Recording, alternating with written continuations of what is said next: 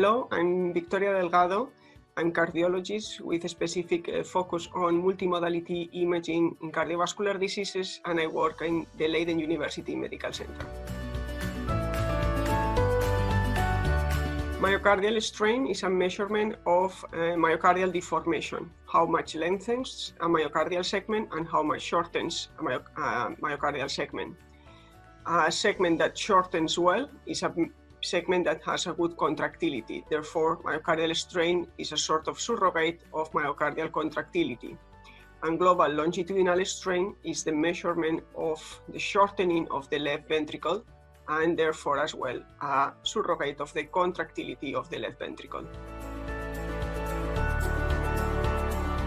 Myocardial strain can be measured with various imaging modalities. Initially, the reference standard was magnetic resonance with tagging, but it's time-consuming and not widely available. And echocardiographic techniques have taken the lead in measuring strain since they are widely available, can be performed at the bedside of the patient, and we can either use tissue Doppler imaging or speckle tracking echocardiography to measure it. Recently, other techniques that more or less are similar to speckle tracking echocardiography and detect the deformation of the endocardial border, such feature tracking, can be applied to data obtained with CMR or computed tomography, and it can be measured global longitudinal strain in the three-dimensional dataset.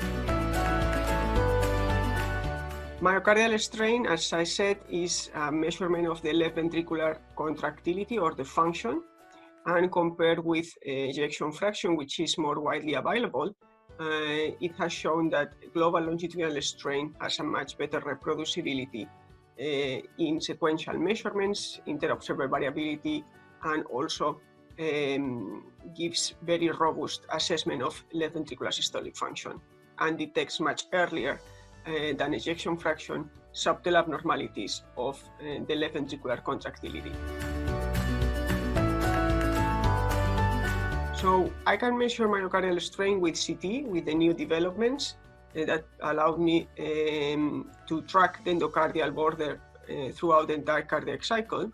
And computed tomography is being increasingly used right now for patients with valvular heart disease who are candidates for transcatheter therapies. CT is the key imaging technique to assess the characteristics of the valve that is going to be treated, the dimensions of the aortic annulus, for example, when we refer a patient for transcatheter aortic valve implantation for TAVI, and the procedural access, whether the patient can go for transfemoral TAVI or it needs to be used another access such as transapical or transsubclavian. And these are the key information that the interventional is going to use. But before that, we also need to know the function of the ventricle, if the patient has other valvular heart diseases, and what is the calcification of the aorta, for example. So CT gives a quite holistic information, because it's not only giving us the anatomical data, but now with, for example, feature tracking, computed tomography, we can also have the functional data and assess myocardial strain. So therefore, we have the complete package, anatomical and functional information for patients who are being treated for valvular heart disease with transcatheter therapies. So to measure a myocardial strain from CT data, we need to acquire first the CT data throughout the entire cardiac cycle.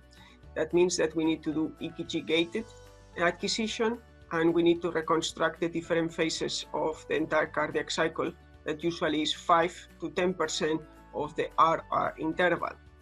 Then we upload these different phases into the MediSuite, and there we can reconstruct the 2, 3, and 4 chamber view of the left ventricle. Then we trace the endocardial border at each of these views at end systole and end diastole, and the software automatically traces the endocardial border throughout the entire cardiac cycle.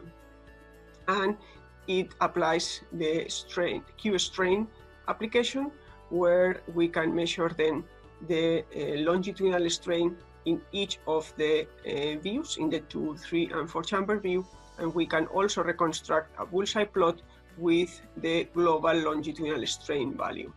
It gives you the entire information, not only global longitudinal strain, but ejection fraction, and you can see sometimes that if a patient has a normal left ventricular ejection fraction, sometimes the global longitudinal strain can be reduced, which tells you that that patient is already having some damage of the left ventricle.